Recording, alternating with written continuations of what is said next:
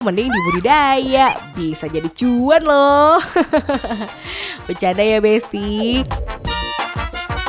Tapi emang bener loh, ada budidaya cacing dan jadi profesi. Nah, kebayang gak Besti? Gimana tuh cacing diambil dan dijual?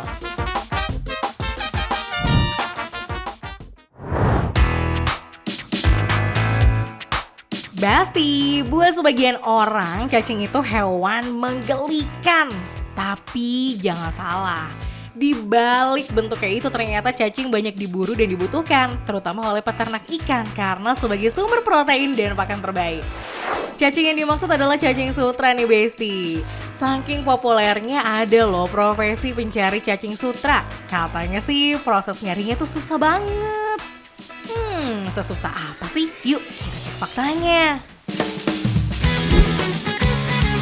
Pencari cacing sutra memulai pencariannya sejak pagi hari. Itu karena cacing sutra hidup di tempat yang bersuhu dingin antara 12 sampai 17 derajat Celcius. Makanya semakin pagi semakin banyak cacingnya. Untuk menuju lokasi habitat cacing sutra, kita harus menggunakan perahu Besti. Kata Pak Nur di Padadang, si pencari cacing sutra itu hidup di area berlumpur seperti endapan sungai Cisadane ini. Jadi di tengah musim hujan ini nih Besti, kebetulan juga lagi panas makanya bisa jalan. Kendalanya itu adalah arus sungainya tuh lumayan deras. Nah, karena arusnya deras jadi cacing-cacingnya itu suka keikut arus. Semoga hari ini tetap dapat ya. Ntar kita lihat.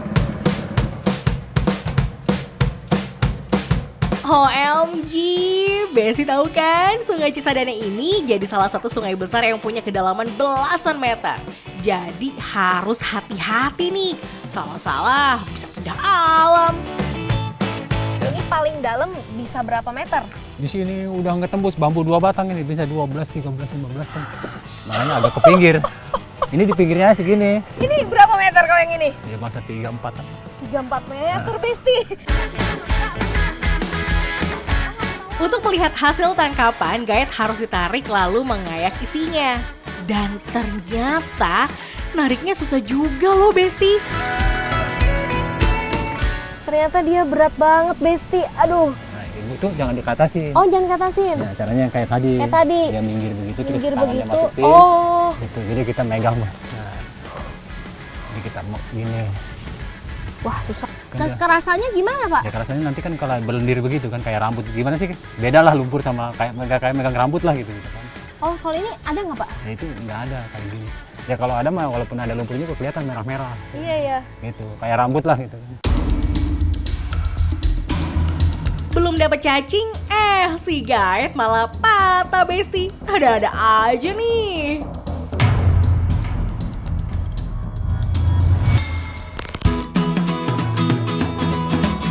Waduh, karena nggak mungkin pulang dengan tangan kosong, kita terpaksa pakai cara yang kedua.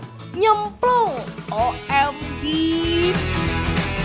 Dengan teknik nyemplung ini, cari cacing full pakai feeling dan serba hati-hati agar tidak terbawa arus sungai.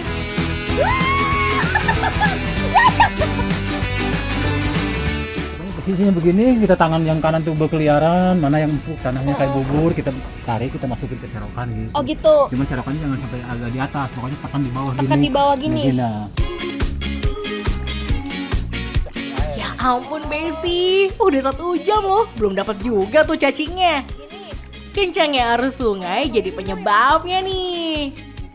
Kebayangkan susahnya Besti? Tapi ini belum seberapa. Mereka para pencari cacing terkadang harus harian di dalam sungai. OMG. Kalau udah kerasa kayak es aja badan udah gigil gitu. Menggigil gitu. Baru naik, ngasih. Wah. Berarti sehari pernah paling lama berapa jam Pak? Ya pulang sampai sore, dari pagi sampai sore pulang. Buset Bapak keriput dong Pak. Ya, keriput. Wah, udah 2 jam Besti. Kayaknya ini pencarian terakhir. Semoga dapet ya. Kayaknya ada nih. Kayaknya ada. Iya. Wah, akhirnya. Coba kita lihat ya. Ini diayak Pak.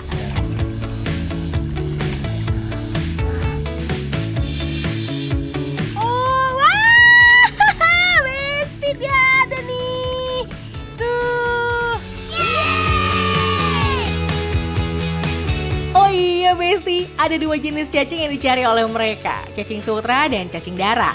Keduanya sama-sama punya nilai protein yang tinggi, bahkan cacing sutra dinilai proteinnya sampai 85% loh.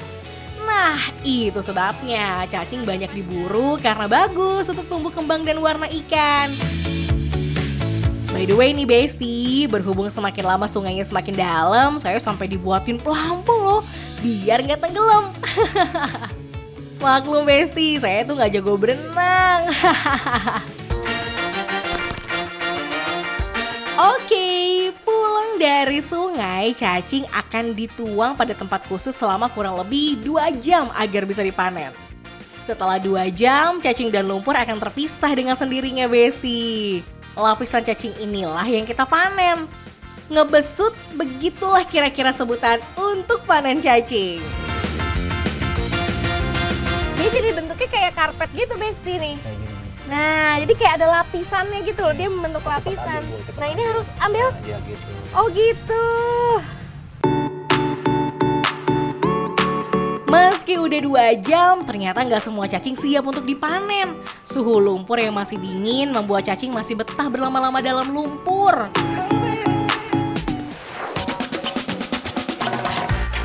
Cacing yang sudah dikelotok akan dipindahkan ke kolam. Tujuannya untuk menghilangkan kotoran di perut cacing sehingga aman bagi ikan. Butuh sehari semalam nih Besti untuk menaruh cacing di kolam. Oh iya, harga cacing di saat pasokan sedikit bisa meningkat tajam Besti. Per gayung untuk cacing sutra dihargai Rp40.000, sedangkan cacing darah harganya Rp70.000 per gayung. Karena cacing sutra rawan mati, jadi cara packingnya pun khusus, yakni dengan menambah es batu agar suhu cacing tetap dingin dan bertahan hidup lebih lama. Ini ibu buat apa emangnya banyak bener? Buat lele. Buat lele? Oh, lele kecil-kecil ini tuh? Iya. Oh gitu. Biasanya emang langganan? Langganan ya Pak ya? Iya langganan. Langganan ya? Berapa sih Bu harganya nih kalau ibu beli berapa gayung? Saya beli 10. 10, berarti berapa? 400. 400. Uniknya dari pedagang cacing sutra tuh kalau misalnya cacingnya lagi banyak, penjualannya dikit atau pembelinya dikit. Tapi giliran lagi dikit, pembelinya ramai banget dan harga jualnya malah bagus. Sampai di sini dulu Besti Cek Faktanya, ini masih sibuk mau ngurusin Bu Eka. Sampai jumpa di Cek Fakta berikutnya. Dah Besti.